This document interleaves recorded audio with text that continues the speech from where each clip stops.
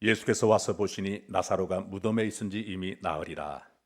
베다니는 예루살렘에서 가깝기가 한 오리쯤 되매 많은 유대인이 마르다와 마리아에게 그 오라비의 일로 위문하러 왔더니 마르다는 예수께서 오신다는 말을 듣고 곧 나가 맞이하되 마리아는 집에 앉았더라. 마르다가 예수께 여짜오되 주께서 여기 계셨더라면 내 오라비가 죽지 아니하였겠나이다. 그러나 나는 이제라도 주께서 무엇이든지 하나님께 구하시는 것을 하나님이 주실 줄을 아나이다. 예수께서 이르시되 내 오라비가 다시 살아나리라. 마르다가 이르되 마지막 날 부활 때에는 다시 살아날 줄을 내가 아나이다. 예수께서 이르시되 나는 부활이요 생명이니 나를 믿는 자는 죽어도 살겠고 무릇 살아서 나를 믿는 자는 영원히 죽지 아니하리니 이것을 내가 믿느냐. 이르되 주여 그러하여이다. 주는 그리스도시요 세상에 오시는 하나님의 아들이신 줄 내가 믿나이다. 아멘. 우리 예수님은 우리 죄와 허물 때문에 십자가에 달려 돌아가셨다가 다시 살아나셨습니다. 부활하셨습니다.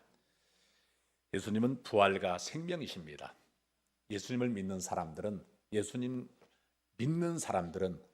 부활의 날에, 심판의 날에 부활할 것입니다. 생명의 부활로 나아갈 것입니다. 생명의 부활로. 그래서 천국에서 영원히 복을 누리며 살게 될 것입니다. 예. 특별 찬양이요. 참. 네, 앞에서 특별 찬양을 하지 않았으면 좋겠다고 어떤 누가 이렇게 막 하는데, 특별 찬양은 이따가 말씀 끝나고 하겠습니다. 예. 예.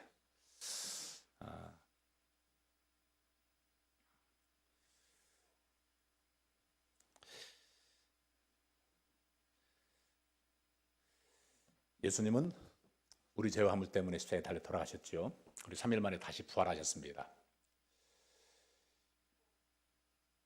여러분 누구를 대신해서 내가 죽을 수 있겠습니까? 여러분 자식을 대신해서 죽어줄 수 있나요? 쉬운 일이 아니에요. 그래도 부모 입장에서 자식이 죽는다면은 내가 자식을 살리기 위해서 대신 죽어줄 수 있습니다. 그러면 친구를 위해서 죽어줄 수 있나요? 이것도 참 어려운 일입니다. 내가 친구를 위해서 죽으면은 내 가족들은 누가 돌보지? 이런 생각도 하게 됩니다. 쉽지 않습니다. 어렵습니다. 내가 친구보다 더 많이 가졌으면 좋겠고, 친구보다 내가 더 행복했으면 좋겠고, 이게 사람들의 일반적인 마음 아닌가요? 그런데 어떻게 친구를 해서 죽어줘요? 쉽지 않습니다. 그런데 진짜 미운 짓 하는 사람, 살다 보면 미운 짓 하는 사람 있잖아요. 있죠. 우리 권사님 기도하실 때 이념으로 갈라진 것을 걱정하면서 기도하셨는데요. 우리나라가 지금 완전히 갈라졌어요. 이렇게 갈라져서는 안 되죠. 우리 예수님을 믿는 사람들은 성령 안에서 하나가 되게 하시는 힘써 지켜야 됩니다. 제가 연합회장으로서 그 목사님들한테 이렇게 문자를 보낼 때마다 이런 글을 보냈습니다. 우리는 하나입니다. 성령께서 우리가 하나가 되게 하신 것을 우리는 힘써 지켜야 됩니다. 우리가 하나로서 살아갈 때에, 하나가 될 때에 우리는 큰 힘을 발휘할 수 있습니다. 우리가 하나가 되지 못할 때, 나눠질 때 우리는 힘이 없게 됩니다. 이런 말을 했습니다. 우리는 나라를 위해서 기도할 때에 나눠진 마음이 하나가 되기 위해서 우리가 기도해야 됩니다. 하나가 돼야 됩니다. 서로 생각이 다르다 할지라도 우리가 최선을 향하여 나가지만은 최선이 아니면 차선이라도 우리가 지지해 줘야 됩니다. 가장 좋은 방법이 있는데 그것이 아니라고 자꾸 반대하는 사람이 있으면 그럼 두 번째 좋은 방법을 위해서라도 우리가 함께 협조하고 나가야 됩니다. 근데 무엇보다도 우리 예수님을 믿는 사람들이 하나가 되지 못하면 힘이 없어요. 하나가 되지 못하면 성령의 역사가 나타나지 않습니다. 성령님의 역사가 나타나면 우리는 놀라운 일을 행하게 됩니다. 우리 인생의 모든 문제들을 해결할 수 있는 힘의 근원이 어디서 나오냐면 하나님의 성령으로부터 나옵니다. 힘으로도 아니 되고 등으로도 아니 되지만은 하나님의 영으로 된다고 말씀하고 있습니다. 근데 성령님께서는 우리가 예수 그리스도 안에서 하나가 되게 하셨는데 우리가 속아가지고 우리의 연약함 때문에 우리가 힘들다 보니까 마음의 여유가 없습니다. 마음의 여유가 없다 보면은 나와 다른 이들을 받아들이지 못하게 됩니다. 받아들이지 못하다 보면 이 하나가 못 됩니다. 사랑하는 성도 여러분, 마음의 여유가 있으면은 나와 다르구나 하면서 이해하고 그냥 받아들이게 됩니다. 근데 여유가 없으면 받아들이지 못합니다. 우리가 피곤하지 않을 때는 아이들이 귀찮게 하더라도 잘 받아들이는데 피곤하면은 아이들 귀찮게 하면은 아이한테 어떤 말이 나옵니까? 짜증이 나고 큰 소리가 납니다. 예민해져 가지고요. 여유가 없어서 그런 거예요. 우리가 살다 보면은 여유가 있으면 좋은데 여유가 없을 때가 많아요. 갈수록 각박한 세상을 살아가고 있습니다. 물가가 얼마나 올랐는지 몰라요. 어제도 식당에 가서 딱 밥을 먹는데 분명히 추천받기는 식당 밥값이 얼마나 했는데 3,000원이 올랐더라고요. 작년에 비해 3,000원이 올랐다는 것입니다. 읍에서도 저기 그 갈비탕을 먹으려고 하는데 3,000원이 올랐더라고요. 3,000원이나. 물가가 이렇게 올랐어요. 물가가 이렇게 한 20% 올랐는데 20% 오른 물가에 비해서 여러분 직장 생활 하시는 분 월급이 20% 올랐나요? 올랐어요? 안 올랐죠. 그렇게 살기 어려워지는 거예요. 살기 어려워집니다. 그러다 보니까 젊은이들이 결혼 안 하려고 합니다. 젊은이들이 아예 집도 안 살려고 합니다. 힘드니까요.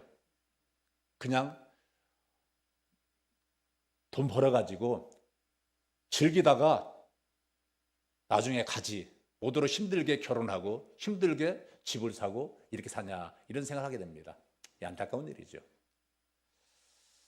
참 사는 것이 만만치 않습니다. 그러나 우리가 성령의 충만함을 받는다면 성령님께서 우리에게 감당할 능력을 주십니다.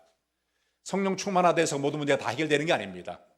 성령 충만하다는 것은 우리에게 성령님께서 우리로 하여금 세상을 승리하며 또한 이기며 살아갈 수 있는 지혜와 능력을 주신다는 것입니다. 그 힘을 가지고 우리가 수고하고 노력하고 힘쓰면 된다는 것입니다. 그렇기 때문에 성령의 충만함을 구하라는 것입니다. 오늘 우리가 본문의 말씀을 보다 보면요, 유대인들의 박해를 피해서 그 바리새인들의 박해를 피해서 예수님께서 요단강 건너편에 어느 마을에 머물고 계셨어요. 근데 거기에서 주님은 마리아와 마르다 자매가 사람을 보냈는데 누구를 보냈냐면요, 한 사람 보냈는데 예수님한테 우리의 오라비 나사로가 죽어가고 있습니다. 속히 오셔서 우리 오라비를 살려주십시오. 이런 요청을 합니다. 예수님은 마르다와 마리아 그리고 나사로를 참 사랑하셨습니다. 그런데 예수님 뭐라고 말씀하시냐면요, 웬일인지 예수님은 그 소식을 듣고도 이 병은 죽을 병이 아니다 이렇게 말하고 있습니다. 내일 그 대전에서 저희 동기 모임이 있습니다. 그래서 이 강원도에 있는 친구한테 내일 오냐 물어보니까 그 교회 나오시다가 교회 몇 번 나오시다가 요양병원에 가신 분이 계시대요. 이분이 돌아가실 것 같다고 목사님이 장례를 좀 치러달라고 이런 요청을 왔대요. 오늘 내일 하신다고. 그래서 기다리고 있는데 지금 여러 날이 지났는데도 연락이 없다고. 그래서 내일 모르겠다고. 이대로 그 연락이 없으면은 내일 만날 수 있고 내일 돌아가셨다고 연락이 오면은 얘는 못 만난다고 그런 말 하더라고요. 예수님께서 나사로의 얘기를 듣고서 이 병은 죽을 병이 아니다 말하는 거예요. 그래서 얘기하면서 기도를 해드려가지고 더 오래 사시는 것 같다고. 기도를 해드려가지고 더 오래 사시는 것 같다고. 그러면서 저도 옛날에 그런 일이 있었다고 서로 얘기하면서 돌아가신 데에서 유족들이 가족들이 다 모였는데 근데 기도해드리니까 살아나시고 또 돌아가신 데서 다 모였는데 기도해드리니까 또 살아나시고 그래서 아니야 기도도 잘해드려야겠다고 하나님 이제 갈 때 되셨으니까 손 잡고 바로 모셔가십시오. 그렇게 해드려야겠다고 이렇게 농담으로 이렇게 말을 한 적이 있습니다. 근데 예수님께서 나사로가 죽게 생겼다는 연락을 받고도 이 병은 죽을 병이 아니라 말하면서 오히려 하나님의 영광을 드러낼 병이다, 이렇게 말씀하시는 거예요. 그러면서 가지 않고 거기에 더 머물르셨다고 말합니다. 그러시다가 소식을 들은 지 사흘째가 되는 날, 예수님은 제자들에게 다시 말하기를 유다 지방으로 가자 말씀합니다. 나사로가 있는 곳으로 가자, 이렇게 말씀하신 거예요. 그러자 제자들이 말하기를 말립니다. 선생님, 이 그곳에서 선생님을 돌로 치료하여서 우리가 피하지 않았습니까? 근데 다시 그쪽으로 갑니까? 이렇게 말합니다. 그러니까 예수님 말씀하시기를 우리 친구 나사로가 잠들었다, 가서 그를 깨우자. 잠들었다는 거예요. 그러니까 제자들이 하는 말이 잠들었으면 깨어나지 않겠습니까? 이 말은 아니다, 죽었다. 예수님은 죽은 것을 잠들었다고 표현하셨습니다. 여러분, 우리가 죽었다 하잖아요. 죽었다는데 예수님을 믿는 사람들은 죽음이 끝이 아닙니다. 잠들었다고 말합니다. 잠이 들었기 때문에 깨우자는 것입니다. 예수님께서 이 말씀하시니까 제자들이 좀 당황을 했습니다. 예수님께서 와서 보니까 나사로는 이미 무덤에 들어간 지 나흘이나 되었다고 말들을 합니다. 나흘. 나사로가 죽은 지 나흘이 되었대요. 사람이 죽어서 그 나라는 굉장히 더운 나라입니다. 더운 나라예요. 40도 이렇게 막 나가는 나라예요. 40도, 45도 더운 나라. 제가 오래전에 저희 그 목사들이 다 염을 했어요. 집에서 다 염을 했습니다. 아무개가 돌아가셨다면은 집에 찾아가서 염을 해드립니다. 염을 해드리는데, 네, 여름이었습니다. 여름에 염을 해드리는데 막 이렇게 시신에서 막 흘러나옵니다. 이 냄새가요, 세상에서 가장 지독한 냄새, 맡기 힘든 냄새가 시신인 사람 시체가 썩는 냄새 같아요. 일반적으로 동물 시체가 썩어도 그렇게 냄새 안 나거든요. 그렇게 지독한 냄새가 납니다. 근데 목사님들 보면은 또 예전에 장로님들과 함께 이게 다 장로님들 목사님 도와서 염을 하고 했었습니다. 일일이 다 시신을 닦아드리고 옷 새롭게 다 염을 해드리고 옷 갈아입히고 염해드리고 막 그랬었습니다. 나흘이나 되어서 냄새가 많이 납니다, 이렇게 말합니다. 그런데요, 요한은 나사로의 이야기를 하면서 이 나흘이라는 말을 두 번이나 요한복음 11장에서 말씀하고 있습니다. 오늘 본문에서 말씀하고 있고요, 뒷부분에서 또 말씀하고 있습니다.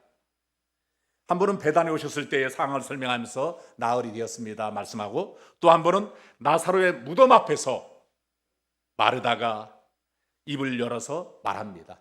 이미 나흘이나 되셨습니다. 나흘이나 되었습니다.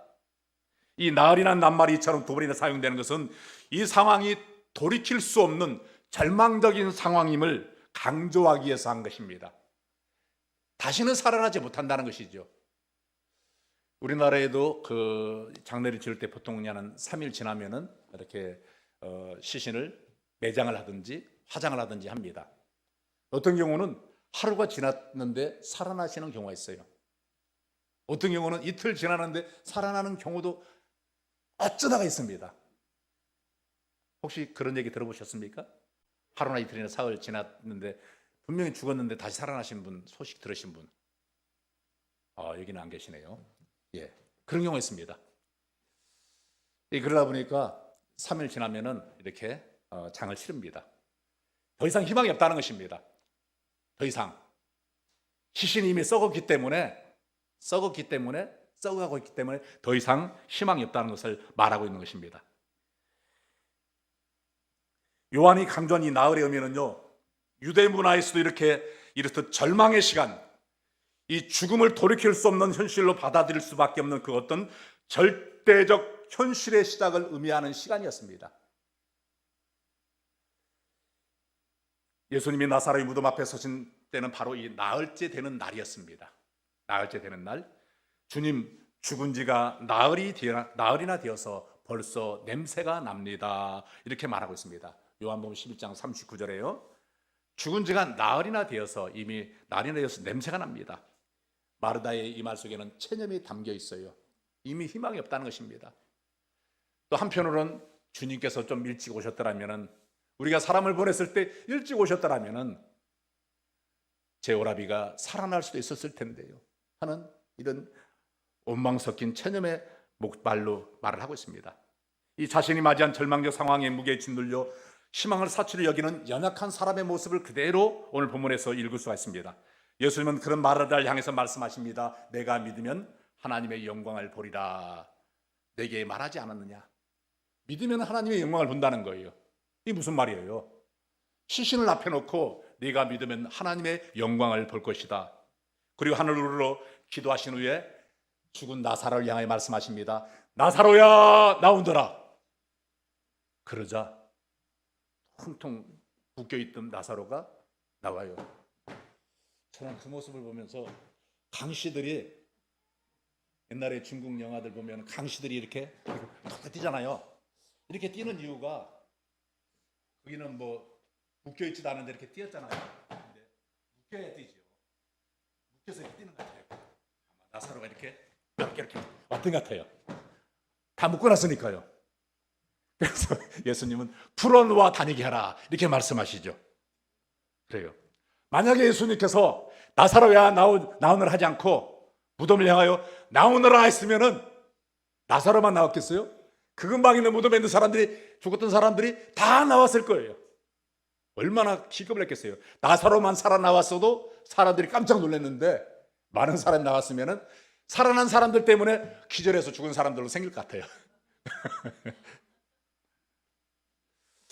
이 신락 같은 희망이 남아 있었던 사흘이 지나 절망이 현실이 된 첫 번째 날, 나흘이 되는 날, 예수님께서는 나사로를 향해서 나사로야 나오너라 말하니까 나사로가 무덤에서 나온 거예요. 살아나온 것입니다. 예수님 말씀하시니까. 그래서 찬양 가운데서도 예수님이 말씀하시니 죽은 나사로가 살아났다네. 들어보셨나요?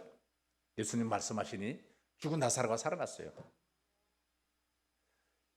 예수님이 말씀하십니다. 나는 부활이요 생명이니 나를 믿는 자는 죽어도 살겠고 무릇 살아서 나를 믿는 자는 영원히 죽지 아니하리라. 그 후에 예수님께서 사람들의 죄를 다시 담당하시고 십자가에 달려 돌아가셨죠. 그리고 3일 만에 다시 살아나셨습니다. 그 부활의 첫 열매가 되셨고, 죽었다 살아난 나사로는요 부활은 했지만은 첫 열매는 아니고 또 살다가 죽었으니까 예수님이 부활의 첫 열매입니다. 살아나신 후에 다시 죽지 않았기 때문에 우리들도 나중에 죽는다 할지라도 예수님을 주로 받아들인 사람들은 다시 살아날 것입니다. 영광의 몸으로 변화되어서 주님과 함께 천국에서 영원히 살게 될 것입니다. 이 요한복음의 청중들이 이야기를 전에 듣던 그 시절과 오늘의 청중이들 사이에는 좀 거리가 있는 것 같아요. 요한의 청중들은요 나사로의 이야기를 통해서 이야기가 전달하고자 하는 메시지를 어렵지 않게 받아들일 수 있었습니다. 그것은 나흘째 되는 날, 희망이 사라지고 절망이 현실이 되는 바로 그 시간에 하나님이 여시는 새 희망의 시작이라는 메시지입니다. 희망이 사라지고 절망이 시작되는 그 시간에 하나님께서 여시는 새 희망의 시작이라는 메시지입니다. 할렐루야. 이것이 죽음과 부활의 이야기 속에 담긴 메시지의 핵심인 것 같아요. 부활은 절망을 넘어 희망을 주는 사건입니다. 부활에 대해서 우리가 말한다는 것은 우리에게 희망이 있다는 것입니다. 우리가 부활의 주님을 전한다는 것은 우리 인생에게 희망이 있음을 말해주겠습니다. 우리가 살아가면서 희망이 없으면요 살 수가 없어요. 희망이 없으면요 되는 대로 살게 됩니다. 자포자기하게 할 수밖에 없습니다. 희망이 없으면요. 희망이 없으면 참게 됩니다. 희망이 있으면 노력하게 됩니다. 희망이 있으면 기다립니다. 그래요. 부활이 있다는 것은 우리에게 희망이 있다는 것을 알려주고 있습니다. 또한 예수님을 믿는 사람들은 부활하신 예수님 때문에 그 예수님의 은혜를 힘입어서 부활신앙을 가지고 살아가게 됩니다.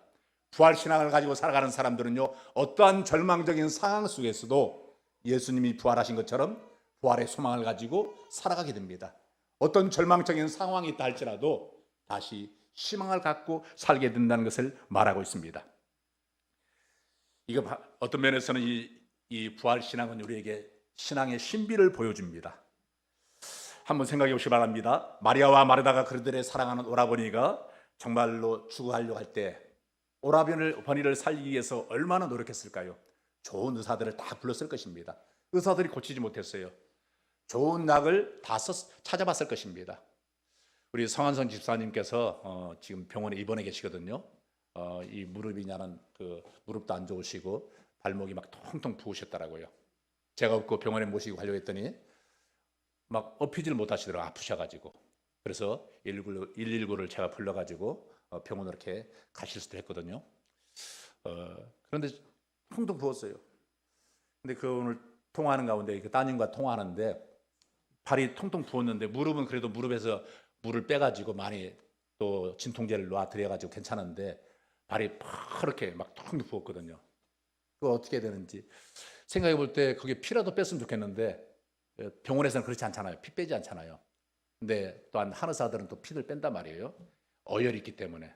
그래서 참 죽은 피를 뺐으면 좋겠는데 이런 안타까운 마음으로 이렇게 걱정하면서 말을 하시더라고요.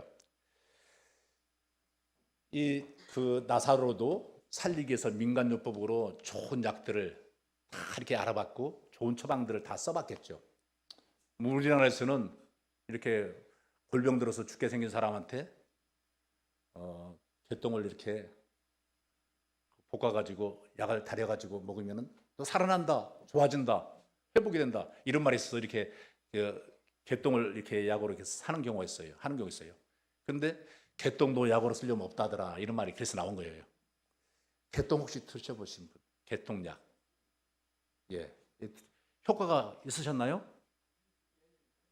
예, 그 예전에 보면 효과들이 많았다고 합니다. 그런데 아무튼 나사로를 살리기 위해서 얼마나 많은 약들을, 얼마나 많은 처방들을 받아봤겠습니까? 백방으로 수고하고 노력했지만은 결국은 나사로는 죽을 수밖에 없었습니다. 심지어 예수님께 사람을 보내가지고 급히 와주십시오. 제 오라버니가 죽어가고 있습니다. 그런데 예수님도 오지 않으셨어요. 정말로 안타까운 마음 속에서 답답하고 두려움 속에서 결국은 사랑하는 오라버니를 먼저 떠나보냈습니다.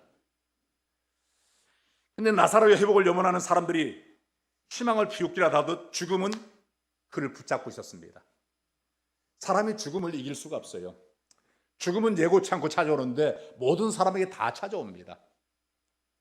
저도 제 인생을 뒤돌아볼 때에 죽음이 제 앞에 찾아왔을 때가 여러 번 있었습니다. 여러 번. 야, 죽는구나. 어떤 경우는 차가 사고 나면서 빗길에 미끄러지면서 사고 나면서 차가 붕 날아가지고 야, 죽는구나. 다행히 논에 박혀가지고 살았어요. 또 어떤 경우는 어렸을 때 물에 떠내려가면서 죽는구나 했는데 죽지 않고 살았어요. 어떤 때는 탄광에서 일을 하다가 굴이 무너졌어요. 야, 이들이 죽는구나 했더니 다행히 살아났습니다. 이렇게 죽을 고비를 참 많이 넘겼었습니다. 여러분도 살아오시면서 죽을 고비를 이렇게 넘기셨기는 살아오신 것이죠. 죽을 고비를 넘겼기 때문에. 우리는 내일 알 수 없어요. 죽음이 예고치 않고 찾아옵니다. 찾아오면 피할 수가 없습니다. 피할 수가 없어요. 여러분 죽음 피할 수 있어요? 피할 수 있는 방법이 하나 있어요. 피난처 되시는 예수 그리스도를 주로 받아들이고 주님과 동행하는 삶을 살게 되면 죽음을 피할 수가 있습니다. 예수님이 이렇게 절망 현실이 된 자리에서 새 생명의 시간, 새 희망의 시간을 열어가시는 분임을 우리에게 보여주기 위해서 이 죽었던 나사로를 살리신 사건을 보여주신 것입니다. 절망의 시간에서 새 희망을 주시는 예수님, 절망할 수밖에 없는 희망을 포기하고 절망할 수밖에 없는 상황 속에서 예수님께서 죽었던 나사로를 살리심으로써 희망을 보여주고 있습니다. 예수님을 믿는 사람들은 희망을 가지고 살 수 있습니다. 우리가 예수님을 믿으면서도 희망이 없어 산다면 내가 아직까지 예수님을 잘 모르고 있는 것입니다. 예수님을 잘 못 믿고 있는 것입니다. 예수님을 믿는 사람들은, 진심으로 예수님을 믿는 사람들은 어떤 절망적인 환경과 상황 속에서도 다시 희망을 갖고 살게 됩니다. 그래서 절대 절망은 절대 희망을 우리에게 가져온다고 말을 합니다. 사람들이 절대 절망에 처하지 않으면요, 절대 희망 되시는 예수님을 전적으로 절대적으로 의지하지 않는다는 것입니다. 어찌할 수 없을 때에, 아무 방법도 없을 때에, 이때에 절대 희망 되시는 예수님께 귀를 기울이고 그분을 의지하고 그분을 바라보고 하나님 앞에 천부여지옵소서 손들고 옵니다. 저 좀 살려주세요. 저 좀 살려주세요. 저를 불쌍히 여겨주세요 하면서 하나님 앞에 나올 때에 하나님께서 그를 불쌍히 여기시고 그에게 은혜를 베풀어 주십니다.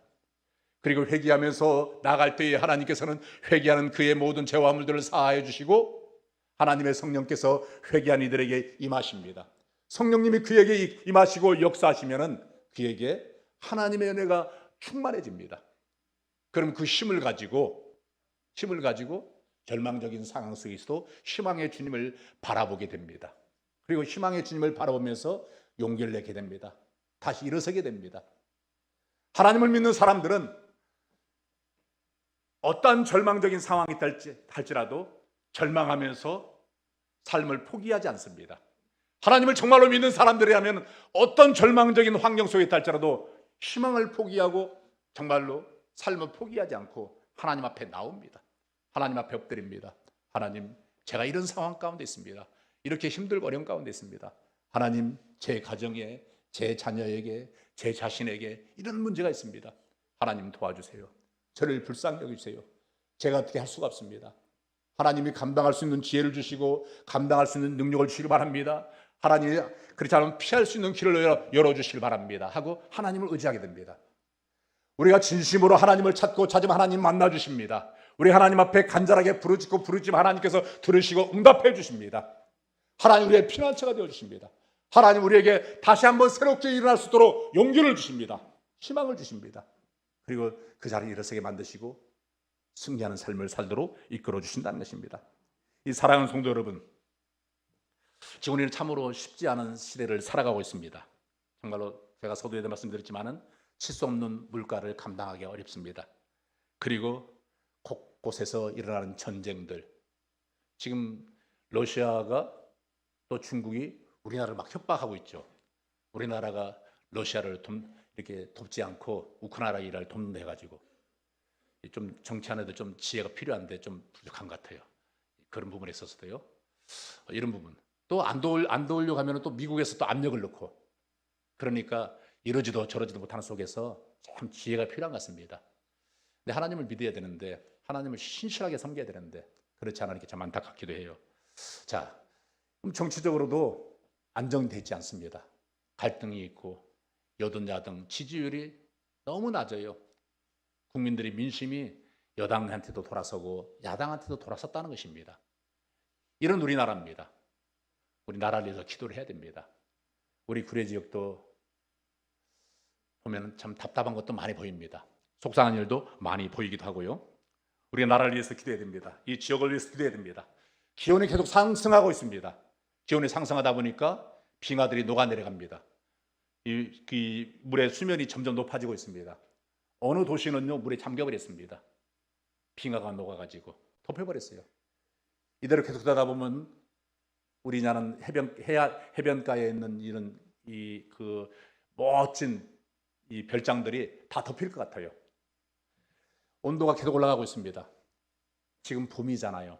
4월 달이잖아요. 제가 땀을 흘리면서 더워서 땀을 흘리면서 소리를 하고 있습니다. 며칠 전에 우리나라 저기 경상도 지역에 30도가 넘었다더라고요. 이상기온 현상들. 올해 다른 해보다도 한 열흘 정도 일찍 꽃이 피었습니다.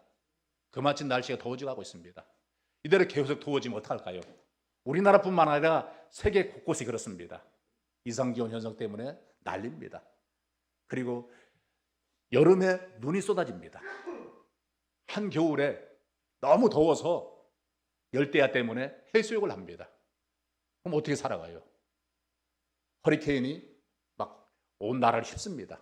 집들이 날아갑니다. 차들이 날아갑니다. 하늘에서 이만한 생선들이 막 떨어집니다. 이만한 생선들이. 쉽지 않은 시대를 우리가 살아가고 있습니다. 안전지대가 어디 있을까요? 안전지대가 없습니다. 안전지대가 없는 이 시대를 우리는 살아가고 있습니다. 이런 상황 속에서 정말로 우리는 그런 환경 속에서 내가 직접 적다 보면 절망하게 됩니다. 어떻게 해야 되지? 어떻게 해야 되지? 좌절하게 되고 절망하게 되고, 열심히 하면 된다고 생각했는데, 땀을 흘리면 보람의 열매를 거둘 수 있다고 생각했는데, 이렇게 성실하고 정직한 이들의 기대를 저버리는 정말 내 노력이나 내 의지로는 어찌할 수 없는 이런 환경을 우리가 닥치다 보면은 그 환경 속에서 우리는 좌절하게 됩니다.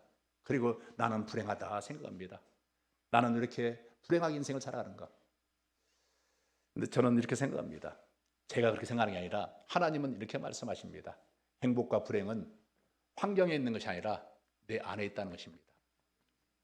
인생을 우리가 행복하게 살아가려면요, 내 마음과 내 생각이 그러하면 그렇게 살아갑니다. 내 생각과 내 마음이 부정적이면요, 아무리 좋은 환경 속에서도 이 사람은 조금 힘들면 불평하게 돼 있습니다. 그리고 불행하게 살아갑니다. 그러나 생각과 마음이 바르게 돼 있는 사람은, 이 사람은 어떤 환경 속에서도 감사하며 살다 보면요, 감사로서 극복하고 이기게 됩니다. 우리는 지금 선진국에 살아가고 있습니다. 우리는 지금 잘 살고 있습니다. 옛날에는 부채가 하나가 있으면 이야 참 부채 없는 사람들에 비해서 나는 이렇게 이런 좋은 부채를 갖고 있다면서 나는 정말로 복 있는 사람이다 생각했습니다. 그리고 그런 부채를 가지고 부채질하는 사람을 바라보면서 부러워했어요. 부러워했습니다. 누구는 부채가 있는데 나는 부채가 없으니까요. 부러워했습니다. 근데 선풍기가 들었었습니다. 야, 선풍기 있는 집이 부러웠어요. 얼마나 행복할까? 나도 저 선풍기에 바람을 쐬고 얼마나 행복할까? 그런 생각을 했습니다. 그런데 지금 보세요, 여러분. 자동차도 있지요. 에어컨도 있지요. 냉장고도 있지요. 그리고 집도 있지요. 뭐가 없어요? 없는 거 빼고 다 있잖아요. 없는 거 다 있잖아. 이렇게 우리가 잘 살고 있어요. 옛날에 그렇게 부러워하던 것들을 우리가 다 갖고 있습니다. 옛날에 그것만 있으면 나는 얼마나 행복할까 생각했던 것들을 우리가 지금 다 갖고 있습니다. 그럼 우리가 얼마나 행복해야 돼요. 근데 얼굴 보면은 행복한 얼굴도 보이지만은 안 행복한 얼굴도 제법 많이 보여. 옆에 사람 한번 보세요. 행복한가 안 행복한가? 물어보세요. 도대체 왜 안 행복한가? 행복했는데 왜 안 행복한가? 무엇이 부족해서 안 행복한가? 더 많이 가지지 못해서? 내가 원하는 것이 있는데 더 많이 가지지 못해서? 우리가 오늘날 옛날 임금님들보다 더 많은 것을 누리고 살고 있어요. 임금님들보다 더 많은 혜택을 누리고 살고 있습니다. 우리는 행복하다 해야죠. 다시 말해서 환경에 행복이 있는 게 아닙니다. 환경은 점점 계속 변합니다. 환경을 통해서 우리가 만족과 행복을 찾으려면요, 끝없습니다. 끝없어요. 끝없이 정말로 잡지 못하는 파랑새만 쫓아가는 거예요. 뜬구름만 잡게 되는 것입니다. 그러나 행복은 우리 안에 있습니다. 우리 안에 있는 거예요. 내가 받아들이면 됩니다. 내가 자족하면 됩니다. 예수님이 나와 함께 하시니 나는 예수님 때문에 죄 용서받았다. 나는 하나님의 자녀가 되었다. 세상 살아가는 동안에 내게 필요한 모든 것들을 하나님께서 공급하시고 채워주신다. 이런 생각 속에서 감사하는 것입니다. 하나님, 무릇 지킬 만한 것보다 더욱더 내 마음을 지키는데 하나님, 제가 마음을 지키며 살게 해주시기 바랍니다. 하나님, 제가 감사하며 살게 해주시기 바랍니다. 불평하는 사람들은 아무리 좋은 것도 불평합니다.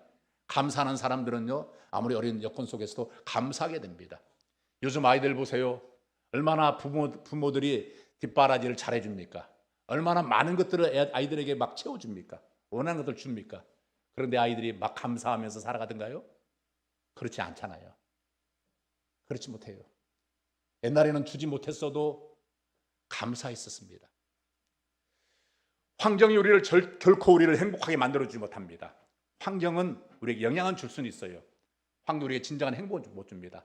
그러나 하나님만이 우리에게 참된 만족을 주고 하나님만 우리에게 참된 행복을 주는 거예요. 그렇게 행복은 마음에 있다는 것입니다. 예수 그리스도를 주로 마음에 모신 사람들, 그 사람들은 하나님께서 평안을 주시고 하나님께서 그 사람 마음에 행복을 주신다는 것입니다. 사랑하는 성도 여러분, 우리는 하나님 때문에 기뻐하시길 바랍니다. 하나님으로 인하여 기뻐하시길 바랍니다. 우리를 구원하신 그 하나님 때문에 기뻐하시길 바랍니다. 구원받은 것 생각하면 기뻐하시길 바랍니다. 그리고 우리에게는 소망이 있습니다. 소망이 있어요. 예수님이 절망 가운데 있는 나사로의 가족들 또 누이들을 행복하게 소망을 갖도록 만들어 주셨던 것처럼 우리가 절망 가운데 있다면 예수님을 초청하시길 바랍니다. 예수님을 모시길 바랍니다. 수고하고 무거운 짐진 자들아 다 내게로 오라. 내가 너희를 쉬게 하리라 하셨잖아요. 나는 마음이 온유하고 겸손하니 너희 내게 와서 나의 멍에를 메고 내게 배우라 말씀했습니다. 이 사랑하는 성도 여러분, 오늘 본문의 말씀을 통해서 예수님께서 죽었던 나사로에게 나사로야 나오라는 말씀하십니다. 절망 가운데 있던 좌절하고 울면서 큰 슬픔 가운데 있던 그 가족들 통곡하던 이들에게 예수님께서 나사로는 죽은 것이 아니라 잔다 말씀하셨습니다. 그리고 나사로야 나오너라 부르셨어요. 살아났습니다. 살아났어요. 혹시 우리 가운데 우리의 믿음이 죽어 있습니까? 사망의 잠을 자고 있습니까? 다시 살아나시길 바랍니다. 혹시 부활에 대한 소망을 갖지 않고 이 세상이 전부인 것처럼 이 세상을 바라보고 열심히 살아가고 노력하지만은 내가 갖고 싶은 거 갖지 못하고 누리고 싶은 거 누리지 못하고 내 꿈을 이룰 수 없는 현실 때문에 좌절하고 절망하고 있습니까? 우리의 소망은 이 땅에 있지 않다고 성경은 말하고 있습니다. 우리의 소망은 하늘에 있다고 말하고 있습니다. 하늘에 대한 소망을 가지고 살아가시 바라겠습니다. 우리가 이 땅에 살면서 믿음으로 살면은 하나님을 기뻐하시며 살아가면은 이 땅에 사는 동안에 하나님 보호와 인도를 받게 되지만은 이 세상 떠나는 날 천국에서 영생 복락을 누리게 될 것입니다. 무엇보다도 마음을 지키면서 살아가시길 바라겠습니다. 절망이 시작되는 장소, 절망이 시작되는 그 시간에 예수님께서 찾아오셔가지고 나사로야 나오라면서 그 절망의 환경을 아주 희망의 환경을 바꾸셨던 것처럼 혹시 여러분의 삶 속에서 아무리 노력하고 힘쓰고 애써도 안 되는 것들이 있습니까? 그것 때문에 좌절하고 절망 가운데 있습니까? 그것이 나로 하여금 우울하게 만들었습니까? 나를 불행하게 만들었습니까? 예수님을 초청하시기 바랍니다. 예수님을 환영하시기 바랍니다. 예수님의 지혜와 도우심을 구하시기 바라겠습니다. 또 성령님의 도우심과 인도를 구하시기 바랍니다. 성령님을 사모하시기 바랍니다. 성령으로 충만함을 구하시기 바랍니다. 성령이 충만하시면은 성령으로 충만하게 되면은 내가 변한 것 없고 가진 것 없고 새로워진 건 없지만은 성령이 충만해지면 내 마음에 두려움이 사라지게 됩니다. 근심과 걱정이 떠나가게 됩니다. 내 마음속에 담대함이 생깁니다. 용기가 생깁니다. 자신감이 생깁니다. 할 수 있다. 하면 된다. 해보자. 이런 마음을 갖게 됩니다. 그리고 하나님이 나의 힘이 되신다는 사실을 깨닫게 됩니다. 그래서 지혜롭게 행동하면서 하나님의 도움과 은혜를 구하고 그 문제를 해결하고 극복하고 나가게 된다는 것입니다. 할렐루야. 사랑하는 성도 여러분, 나사로야 나오라 했는데 여러분 지금 어둠 속에 좌절 속에 절망 속에 혹시 무덤 속에 여러분들이 갇혀 있지 않습니까? 여러분의 마음이 눌려 있지 않습니까? 그렇다면 예수님이 지금 여러분에게 나오너라 말씀하신다고 생각하시고 여러분이 여러분의 이름을 불러가면서 나오너라 한번 해보시기 바랍니다. 자, 시작. 상고나 나오너라. 상고나 나오너라. 자, 한 번 더. 상고나 나오너라. 절망 속에서, 좌절 속에서, 어둠 속에서, 무덤 속에서 상고나 나오너라. 자, 옆에 분을 바라보시면서 나오라 하시기 바랍니다. 좌절 속에서, 절망 속에서, 어둠 속에서 나오너라. 나오너라. 할렐루야. 우리 예수님 우리에게 희망을 주시는 분이십니다. 절망의 자리를 딛고 일어나 새 희망의 발걸음을 힘차게 내딛는 저와 여러분이 되기를 주의 이름으로 축원합니다. 아멘. 이 시간 예수 사랑 찬양대 찬양을 듣겠습니다. 찬양을 들으시면서 여러분들이 희망을 가지시길 바랍니다. 절망의 자리에서 뛰쳐나오시길 바랍니다. 어둠에서 뛰쳐나오시길 바랍니다. 좌절에서 뛰쳐나오시길 바랍니다. 무덤에서 나오시길 바라겠습니다.